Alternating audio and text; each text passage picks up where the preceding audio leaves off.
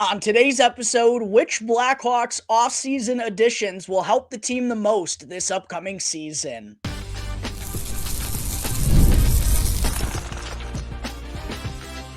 You're Locked On Blackhawks, your daily podcast on the Chicago Blackhawks, part of the Locked On Podcast Network, your team every day. What's going on, everyone? Welcome back to another episode of Locked On Blackhawks, part of the Locked On Podcast Network, your team every day. Just a quick reminder off the top that I'm currently on the climb to 2,000 subscribers on YouTube. I'd really like to hit that milestone before things get underway for the Blackhawks this upcoming season. So if you're watching right now on YouTube, whether it's your first time watching or someone who tunes into every episode, please make sure that you're subscribed to the channel. Hit that like button and comment down below for me as well. If you're tuning in through an audio platform, please make sure to rate and review. Those are also greatly appreciated. And last but certainly not least, got to let you all know today's episode is sponsored by FanDuel. Go and sign up today by visiting FanDuel.com/lockedon to download America's #1 sportsbook. All right, good afternoon, everyone. Again, thank you all for joining me on another episode of Locked On Blackhawks, your one-stop shop for all things Chicago Blackhawks. Hope everyone out there had themselves a wonderful weekend and are staying cool here for those who are in the Chicagoland area. We got a bit of a scorcher going on right now and for the next couple of days. So hope everyone is staying cool. And hey, no better way than to sit back on your drive home from work in some air conditioning, or for those who are maybe tuning in on Tuesday morning, driving to work in the air conditioning, or heck, for even those who have gotten off of work, are back home. Go sit back and enjoy a cool beverage and tune into another good episode of Locked On Blackhawks. Another fun topic of conversation per usual to start off today's episode. We are now less than 1 month removed from Blackhawks hockey. How about that? The Hawks preseason opener is going down on September 25th against the Detroit Red Wings at the United Center. And with that being the case, we know that training camp is going to be opening up here in a couple of weeks. We don't have any official dates on that just as of yet, but when it does get announced, you know I'm going to cover it here on the show. But we know it's only just a couple of weeks away, and with that being the case as well, I thought it would be a good idea for me to go through all of the Blackhawks additions that they made here this offseason. I mean, there were a lot of them, and I would certainly not judge anyone for forgetting about a couple based on the amount of moves that general manager Kyle Davidson has made to hopefully help this team move in the right direction this upcoming season. I'm going to talk about all of them, and then I'm going to rank them from numbers 1 through 5 in terms of which ones I believe are going to make the most significant impact for the Blackhawks this upcoming season. So just as a reminder of all the moves the Blackhawks made, most of them came on July 1st in free agency. Up front with the forward group, we saw Teuvo Teravainen and Tyler Bertuzzi added, which will certainly give the Blackhawks better offensive weapons that they've had in the last couple of years, and giving Connor Bedard a little bit more skill and protection out there in the forms of Tyler Bertuzzi as well. So those are probably the two most notable adds up front. They also did acquire Ilya Mikheyev from the Vancouver Canucks in a little bit of a salary cap dump move there, which we've seen turn out rather well for GM Kyle Davidson since taking over in that position. And then the Hawks also signed Craig Smith and Pat Maroon, depth adds up front in free agency as well. On the back end, I expected the Blackhawks to make at least one signing. They went out and added Alec Martinez. I expected that to be it, but in their final move on free agency, they also gave TJ Brody a contract. And then, of course, they also shored up their NHL goaltending department after it was a little bit of a bumpy ride, to say the least, for Arvid Soderblom last year. They went and nabbed Laurent Brossoit from the Winnipeg Jets after having a couple of solid seasons there, serving behind one of the best goaltenders in the NHL, which, by the way, I'll be going through my top 10 goaltenders in the NHL right now, as well as the NHL Network's top 10 goaltenders list in segment 2. So make sure to stay tuned until that point of today's episode. Spoiler alert, don't think it's going to be much of a surprise, though. Connor Hellebuyck does find himself on that list. Brossoit, as I mentioned, has been his backup these last couple of years. So yeah, a lot of noteworthy adds made by the Blackhawks, but which ones of them are going to make the greatest impact? Well, starting things off at number 1 for me, And this is just the way that I shake it out. And for those who have been listening to my free agent recaps or just tuning into the show all summer long, then it probably shouldn't surprise you. But I have Laurent Brossoit coming in at number one for a couple of different reasons. First, getting him for 2 million years at $3.3 million was I probably expected him to get something around 4 to 4.5 million. I know it's been a small sample size for him in the NHL, but has been a really solid backup in 3 of the last 4 years that he's played, all of those being with the Winnipeg Jets. We're going to see how he fares without that team in front of him, but I just ultimately thought that Laurent Brossoit wasn't going to be in the mix for the Blackhawks because of that price tag, and that's why when I was kind of previewing the Blackhawks free agency, I really thought they were going to go after the lower tier goaltenders in terms of just bringing in some veteran on a cheap, minimum type of deal to go and provide a little support behind Peter Mrazek. So I was very pleasantly surprised to see they brought someone in of the caliber of Laurent Brossoit, who, again, I know it was a small sample size, only 22 starts for him last year, but he led the NHL with a 2.00 goals against average. He's posted a .927 save percentage in back-to-back years. And he has, I know he's 31. He's only started 20 games in the NHL twice, but I still thought it was a pretty cheap deal for the Blackhawks. 2 years is not going to hinder them long term should this go sideways, but I really don't think it's going to. I would not be surprised, Blackhawks fans, if Laurent Brossoit winds up being the starter for this team. I've referenced a couple of times my concerns about Peter Mrazek replicating the type of the season that he had last year. And listen, I would love to see it. I just have some doubts about whether he can actually go and do it again. And likely he's not going to have to with Laurent Brossoit behind him. The Blackhawks, Luke Richardson, is not going to have to ride Mrazek as much as he did throughout the course of this past year, which I think will work out for the benefit of everyone involved here. And at $3.3 million over 2 years for a guy who I believe could wind up being the starter until Drew Commesso is ready, I think that's a pretty good bargain. So Laurent Brossoit bringing him in, I think was a really smart move. And it's just something that the Blackhawks needed to address because Commesso isn't ready. Guys that they have in their system, what we saw out of Soderblom last year, he clearly wasn't ready. And I don't think they wanted to go into this year's training camp with all their eggs in the Peter Mrazek basket, if you will. So I really like this Laurent Brossoit signing. Was a really smashing surprise to me. At number 2, I have Alec Martinez, who signed a 1-year, $4 million contract. Easy money for general manager Kyle Davidson to spend, right? Yeah, it might be a bit of an overpay for what Alec Martinez is at this stage of his career. I believe he's 37 years old now, but he undoubtedly is going to, help this defense out at even strength. He's going to be a huge add to the penalty kill. Even at his age, there are some injury concerns because of the role he plays, but he's still a very willing shot blocker. He's going to take on his role and responsibility and take it very seriously. He's an upgrade from what the Blackhawks have had, certainly. And also, you could potentially flip this guy at the deadline and get more assets for it. And then in terms of what he's going to provide off of the ice, he's a guy who's been there, done that, can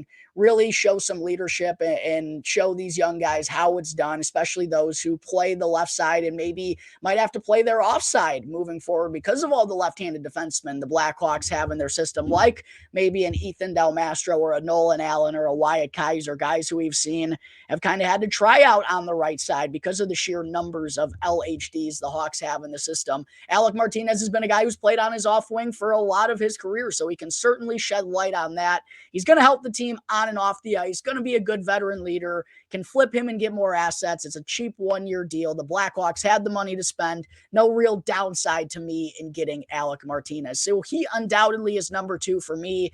At number 3, I have Teuvo Teravainen in 2-year deal at $5.4 million. For those who were listening to my free agency preview, then you would know Teuvo wasn't necessarily my favorite pick of the litter in free agency, but he is going to help this offense be better. It's only 2 years, which I feel really comfortable with. He should be more than comfortable himself in this situation going back to the Blackhawks organization. The fan base obviously has already welcomed him back with open arms, so that's a good sign. What is a little crazy though, man, Teuvo Teravainen is going to turn 30 years old in the next couple of weeks. But yeah, I still think he's going to be a good top 6 ad. Was he the best best one out there. Is he a game breaker? No, not necessarily, but he's going to provide value in terms of giving Bedard support, adding value maybe on the second line as well, on the power play. He can play on the penalty kill too. He's a very versatile forward, even though he doesn't have the best size. I just hope that he's more like the guy who put up 53 points in 76 games last year than he was the one who only mustered up 37 points in 68 games the year prior. But I do have Teuvo Teravainen coming in at number 3. At number 4, I have Tyler Bertuzzi, who inked a 3-year deal at $5.5 million. Personally, I don't love that third year thrown in there at $5.5 million, but he is likely to serve a top line role, I think, particularly for this year, along with Connor Bedard, to give him a little bit of protection out there while also not like completely sacrificing offensive ability. And I don't mean to like throw shade at Nick Foligno. He really handled himself quite marvelously when getting an opportunity with Bedard and did a lot better than most players did with Bedsy. But for the Blackhawks to take that next step, you can't have Nick Foligno playing top line minutes at his age. That's just the reality of the situation. So Bertuzzi is going to be an upgrade there. I've long preached on this podcast that the Hawks need to add more grit and sandpaper up front. They're absolutely going to get that in Bertuzzi. So if it costs them an extra year, so be it. It's the only extra year that really, I think it could potentially impact the Blackhawks long term, but they needed someone like this in their forward group. Hopefully Bertuzzi will really grab the situation by the horns and make the most of it. Would really like to see him pot 25 goals this year in Chicago. And then last but certainly not least, at number 5 for me is TJ Brodie, who signed a 2-year deal at $3.75 million, which does seem like a little bit much and maybe 1 year too long, considering, you know, the prospect pool the Blackhawks have. And we think more and more of these guys are going to start stepping on the scene, right? Del Mastro, Allen, Kaiser, Korchinski. Now we're going to have Levshinov as well, right? That second year is a little bit weird, but at the same point in time, gives the Blackhawks more depth than they've had in quite a while. They've been one of the worst defensive teams in quite a while. TJ Brodie is a guy who, yeah, maybe doesn't play the flashiest or prettiest style, but has been a very successful defensive defenseman for a long, long time.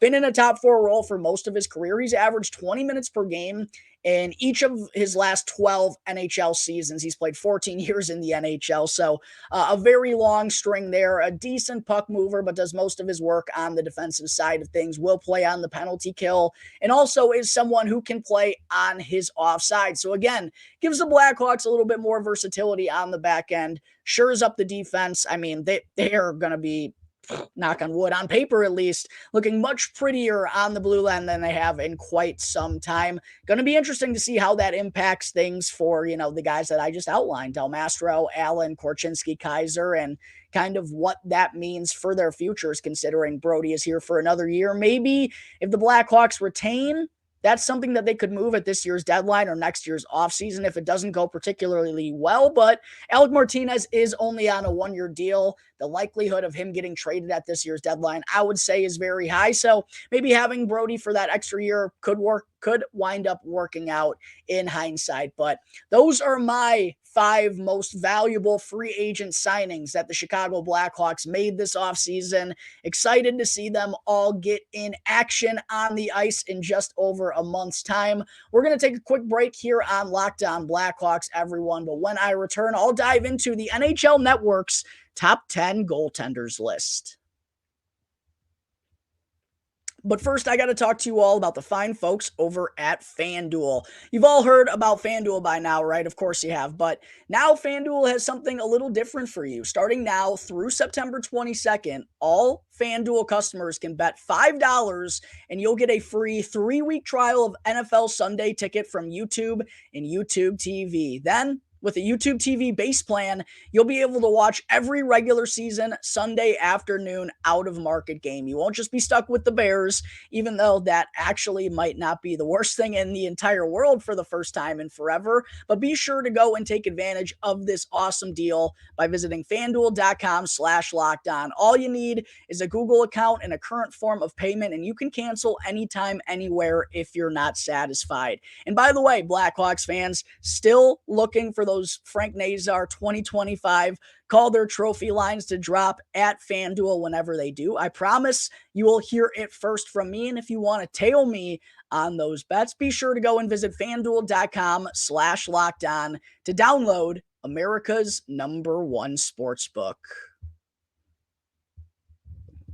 Back here on the Locked On Blackhawks podcast, part of the Locked On Podcast Network, your team every day. Just a quick reminder to hit that like button, comment down below, and subscribe to Locked On Blackhawks on YouTube. Thank you very much for all of your support. And also make sure to go and check out the new Locked On Sports Today, because Locked On's launched the first ever national sports 24/7 streaming channel on YouTube. And Locked On Sports Today is here for you 24/7, covering the top sports stories of the day with the local experts of Locked On. Plus, we got our national shows that cover every single league. So make sure to go and check out Locked On Sports Today on YouTube and to subscribe to the first ever national sports 24/7 streaming channel. All right, segment 2. Recently, I dove into the NHL Network's top 20 centers list and then dished out my own top 20 centers list as well. That was actually the last episode that I dropped. So for anyone who hasn't checked that out yet and saw where Connor Bedard landed on that list, make sure to go and check out the latest episode. But I mentioned after getting into my top 20 list that when the NHL Network dropped their top 10 goaltenders list and their top 20 defensemen list, that I'll be sure to break both of them down here on the show as well. Well, stupid me somehow missed that the NHL Network already dropped their top 10 goaltenders list earlier on in August. So going to be diving into that here today and then sharing my thoughts on that matter, giving out my own top 10. I anticipate the top 20 defenseman list will be coming sometime soon. So again, make sure to be on the lookout for that. I don't know if we're going to be seeing any Blackhawks on that list necessarily. Maybe Seth Jones, maybe Alex Vlasic creep their way onto it, but I'll be sure to give my reaction whenever that drops, probably within the next week or so. But getting into who the NHL Network had as their top 10 goalies right here, right now. Coming in at number 1, they had Igor Shesterkin from the New York Rangers.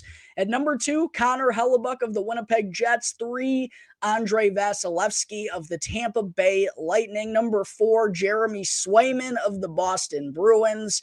At 5, Ilya Sorokin, Blackhawks legend, for those of you who get the joke. Coming in at number 5 for the New York Islanders, Thatcher Demko is at number 6 for the Vancouver Canucks. Sergei Bobrovsky, interestingly, comes in at number 7 despite spearheading the Florida Panthers to the Stanley Cup this year. Jake Ottinger then comes in at number 8 of the Dallas Stars. Nashville Predators goaltender UC Saros, who just landed a huge extension here this offseason, comes in at number 9. And then Linus Ullmark, previously the tandem with Jeremy Swayman, previously on this list, now has signed with the Ottawa Senators. He rounds things off for the NHL Network at number 10. Getting into my top 10 here, I hate doing this, but I really do think the NHL Network has the 10 guys right here. I don't necessarily agree with their order, but I really do believe I went through and looked at some of the numbers, and just in terms of sample size, consistency, playoff performances, I really did settle on these top 10 guys. However, I do have them in a different order. Starting things off for me, though, it is the same as the NHL Network. I gave it a lot of thought, though, between Igor Shesterkin and Connor Hellebuyck. And at first, I actually did have Connor Hellebuyck ranked first. However, considering that Shesterkin has been the better playoff performer between the two, and he's the younger and less experienced. He's been, so consistent since stepping onto the league. Really was a driving force for the New York Rangers all season long to where they were at in the standings and getting them to the Eastern Conference Final. I don't think that would have been possible without Igor Shesterkin. So I do have him slightly edging Connor Hellebuyck at number 1. I'm in agreement with the NHL Network here. Hellebuyck does come in at number 2 for me. I think that is rather clear cut. At number 3, this might be my most controversial take. I do still have Andrei Vasilevsky at number 3, even though the last 2 years haven't been great for him. The injury, I'm sure, hasn't played I'm sure it has played a huge part in him taking a little bit of a step back. However, when looking at his numbers and given his playoff success, I can't just cast Andrei Vasilevsky to the side. In his entire 10-year career, he's only had 2 seasons with a save percentage below .915. And this past season was the first year he's had it below .910. And he's only had 2 years out of 10 with a goals above average above 2.65. Like, in terms of consistency, if you take this guy's last year away, there's a real argument for him being number one, especially because of what he's done in the Stanley Cup playoffs, especially in comparison to Igor Shesterkin and Connor Hellebuck, neither of which have even reached a Stanley Cup final. So that's where I kind of have a hard time dropping Andrei Vasilevsky back, despite him having a pretty lackluster past season with the Tampa Bay Lightning. I can't just cast him to the side like that. So I do agree with the NHL Network having him at number 3, but I know just based on reading the comments from the NHL Network's post that not a lot of people are going to agree with that. I understand. Everyone's entitled to their own list and to their own opinions. Me personally, after one bad year from Andrei Vasilevsky, I cannot drop him out of my top 5. I do still have him at number 3.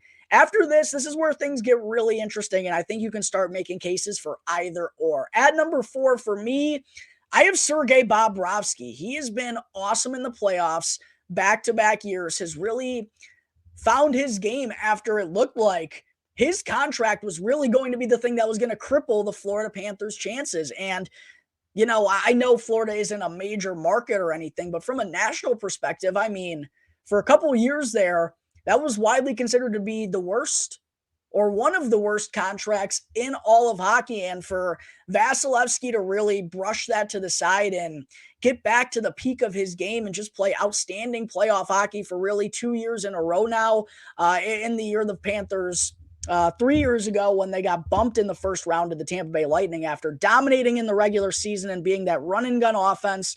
He still had some pretty good numbers there in the regular season. The playoffs, I don't think were even as bad as people kind of blow up. Go and look at the numbers. They really weren't like catastrophic or anything. And just the longevity throughout his career. I have Sergei Bobrovsky coming in at number 4. I thought it was a little disrespectful to have him down at number 7 from the NHL Network. At number 5, I do have Jeremy Swayman, who has just been spectacular for the Boston Bruins and really earned that starting job when it could have gone either way based on how spectacular both he and Linus Ullmark were. Swayman was spectacular for the Bruins in this year's playoffs in the first round to help them get over the Toronto Maple Leafs. I have Sway coming in at number 5. At number 6, I have Ilya Sorokin. I think the Swayman-Sorokin debate could go either way. I think you could have Bobrovsky, Swayman, Sorokin in any order here. Sorokin has put up unbelievable numbers, hasn't had the playoff success, although you can't really blame him for that. He's been in a system that has basically led to no offensive support for the guy. His goals against is seemingly one of the best, if not the best in the league year in and year out. But I did have him behind Swayman because Sway's been the better playoff performer between the two. Is that fair or unfair? Swayman's playing for the Bruins, one of the most stacked rosters year in and year out. I don't know. You can make a debate. We're splitting hairs here. I had Swayman just barely edging Sorokin. At number 7, I have UC Saros. I think he was a little criminally underrated, and I thought about having him even a little bit higher here. But ultimately, I could not put him over Ilya Sorokin or Jeremy Swayman or Sergei Bobrovsky, who just won the Stanley Cup. And I know Thatcher Demko was just a Vezina Trophy finalist for the Vancouver Canucks. But based on these guys ahead of him, and Demko's upside could certainly put him into the top 5 next season. And maybe I look back on this and say I'm foolish, or maybe that's what you all do. But in terms of playoff performances, sample size, I just personally can't have Demko over Bobrovsky, Swayman, Sorokin, or Saros. I personally can't have him over either of those guys. If you were to ask me if I would rather have Thatcher Demko than Jeremy Swayman, Ilya Sorokin, or UC Saros, and you threw age to the side, I don't know if I could say yes to that, right? I don't know. Maybe I'm crazy. Let me know how you feel about that down below in the comment section, but I have Saros at 7. He's been so consistent for the Nashville Predators. Really the only reason that they've made the playoffs a couple of times and I mean, he's really spearheaded them to like all the success they've had the last couple of years. I have a lot of respect for that guy. So I have him edging out Thatcher Demko, Saros at 7, Demko at 8. I do have Jake Ottinger at number 9, and he's another guy. For those who have been watching or listening to the show for a long time, then you know I think the world of Jake Ottinger, and it really stinks that the Blackhawks could have drafted him had they not made that trade with the Dallas Stars. You're welcome, Dallas. Yeah, I think the world of Jake Ottinger, but I still don't think you can put him ahead of any of the guys that I just mentioned. I do believe there is a little bit of a debate, though, with Thatcher Demko, but Demko is coming off the better last season. Ottinger does have a little bit of a bigger sample size, though, is all I'm going to say.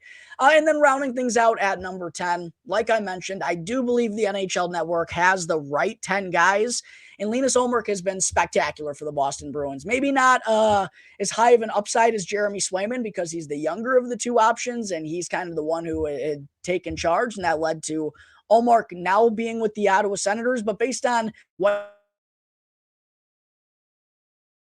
into that top 10. But let me know what you think of my list down below. Also, let me know what kind of order you would have your top 10 in, or which guys you would have swap with one another. Just give me all of your reactions to my top 10 NHL goaltenders list down below in the comment section. I'm going to take one final break, but before I wrap things up, be sure to stick around because I still got to get into our weekly Mailbag Monday fan segment. But first, I got to talk to you all about eBay Motors. Passion, drive, and patience is what brings home the championship trophy, and it's also what keeps your ride or die alive. And eBay Motors has everything that you need to maintain your vehicle and to level it up to peak performance from, from roof racks, exhaust kits, LED headlights, and more. Whether you're into speed, power, or style, eBay Motors has got you covered. And with over 122 million parts to choose from, you'll always find what you're looking for. Plus, with eBay Guaranteed Fit, your part is guaranteed to fit your ride every time, or else you'll get your money back. So keep your ride or die alive by visiting ebaymotors.com. With all the parts you need at the prices you actually want, it's easy to turn your car into the MVP and to bring home that championship trophy. Because with eBay Motors, you're burning rubber, not cash. Again, that's ebaymotors.com. Eligible items only and exclusions apply. eBay Guaranteed Fit is only available to U.S.-based customers. Real quick, just wanted to say thank you again to everyone for making Locked On Blackhawks your very first listen here to start off your day. Now, for your second listen, make sure to go and check out the Locked On NHL podcast, where the season never ends, providing national expertise with a local perspective. You can go and easily find the link to Locked On NHL down in the description, or you can search on YouTube or wherever you may listen to your podcast. Part of the Locked On Podcast Network, your team every day. Segment 3, per usual on Monday, got to get to our Mailbag Monday fan segment. And listen, Blackhawks fans, I know it's August. I only got 3 questions here this week, so please help me out. I really enjoy Mailbag Monday, but it's not a very fun segment if I only have a couple of questions. And I know with the season approaching, everyone who's watching has a Blackhawks question that they want answered. Please make sure to drop that down below in the comment section. You can DM me on any one of my social accounts. You can email lockedonblackhawks@gmail.com, or even drop it in the community tab on the Locked On Blackhawks YouTube channel. First question I'm getting to here today, though, comes from Let's Go Irish SRG89, who asked on YouTube, I should say, who asked, do you think we see Jonathan Toews retire before the end of this season? Do you think the Blackhawks make a special announcement, or does that come from Toews himself? Jersey retirement this year? ? Thanks. All right, lots to break down here. First, do I think we'll see Jonathan Toews retire before the end of this season? Yeah, I do. Before April of 2025? Yeah, I do. And quite honestly, I'm surprised we haven't gotten it at this point, right? Like, took off last year and maybe the hope for a return this upcoming season. And I really expected one way or the other we were going to get some sort of reveal from Jonathan Toews about what the next step was going to be. And listen, maybe he still doesn't know. Maybe there is that desire to still want to pursue a playing career if his body allows him to sometime here down the road, but you have to figure it sooner rather than later, right? Like, you don't want to be 2 years removed from the game. That feels a little bit far. So, um, based on everything that I said in the last episode and just that we haven't gotten anything from Jonathan Toews right now, I feel like if he had the desire to play, we would have heard so by now. And us not hearing that, and his post that he just had on Instagram sure seems like he's enjoying life out there on the boat and doesn't seem to be doing a whole heck of a lot of training based on him going. I don't know. He could be. All I'm saying is based on how he's handled things, it just doesn't seem like a guy who's going to continue playing. So before the end of the 2024-2025 season, I do expect something from Jonathan Toews. Do you think the Blackhawks make a special announcement, or does that come from Toews? It would be really cool if they were, both on the same page and like did a dual announcement together to honor Jonathan Toews. I don't know if that's necessarily feasible or if that's how Jonathan Toews wants it. I feel like the real celebration is just going to be when they announce his jersey retirement. And as far as a jersey retirement goes, the Blackhawks actually did release certain guidelines for future jersey retirements, with one of them being you have to be at least 3 years officially retired. So we don't have an official retirement from Jonathan Toews at this point. That means if we were to get it this fall, the soonest that it could happen would be in the fall of 2027. So we're a long road away from that, but I do ultimately expect a retirement announcement from Jonathan Toews from sometime until April. Next question comes from Quentin Baller Status 23 Shy, who asked, hockey time coming soon. Yes, sir. Ideal outcome and worst case scenario for this season. Ideal outcome, man, I'd really like to say playoffs. I just don't think that's reasonable. Ideal would be like contending down the stretch, right? The new additions are meshing really well. Connor Bedard and the youngsters stay healthy. The defense is a lot better, and then the goaltending is just more consistent from both. I mean, Mrazek just showing what he did last year. I guess he doesn't have to be more consistent, but just as a whole from the position, Brossoit comes in there and adds a nice 1A, 1B goaltender plan. Like, ideally, things could go really well for the Blackhawks, I think. I still believe they lack the superstar power or the upside to make it to the Stanley Cup playoffs, but ideal, I think, would be them knocking on the door and at least having a sniff of playing competitive hockey at some point in the second half, which, has eluded us for these last couple of years. So I think that's ideal. Worst case scenario would be worse than last year, which, again, knock on wood, I don't think it's in the cards based on the moves that they made, but boy, would that be really discouraging. Worst case scenario would be Connor Bedard not taking that next step, the offense not getting better, right? Like the defense still having their issues. And quite honestly, it feels like for that to happen, for the Blackhawks to have a worst case scenario type of season, like just as bad as they were last year, or barely better, that would be disappointing too. But I really feel like injuries would have to plague them. And again, knock on wood, really hope that doesn't happen, because it feels like that's what it would take for the Blackhawks to at least not take somewhat of a step in the positive direction. Last question that I got here today. Again, just a reminder, please, I really do want to have more than 3 questions to answer here this time next week. So drop your questions down below in the comment section. Hit me up on my DMs or email lockedonblackhawks@gmail.com. Last question of the day comes from Dalton Germain, who emailed in the podcast and asked, if Bedard doesn't lead the team in points this season, who will? And I thought this was a really interesting question, because, 95% of the time, it seems like it's going to be Connor Bedard. But if it's not him, who could it be? Oh, boy. I don't think it could be anyone on the back end, because I don't really see them scoring enough goals to necessarily take that from Connor Bedard. Maybe Teuvo Teravainen? Teuvo would probably be the right answer. Taylor Hall could be a sneaky one, although I wouldn't expect it coming off a torn ACL. I envision him probably getting off to a slow start. Don't even know if he's going to get that top line opportunity along with Bedard. Kurashev, I don't see him leading the team in points. It would probably have to be Teuvo Teravainen, in my opinion, if it's not going to be Connor Bedard, but I really expect it to be Bedsy, and really excited to see what kind of leap he takes in his sophomore NHL campaign.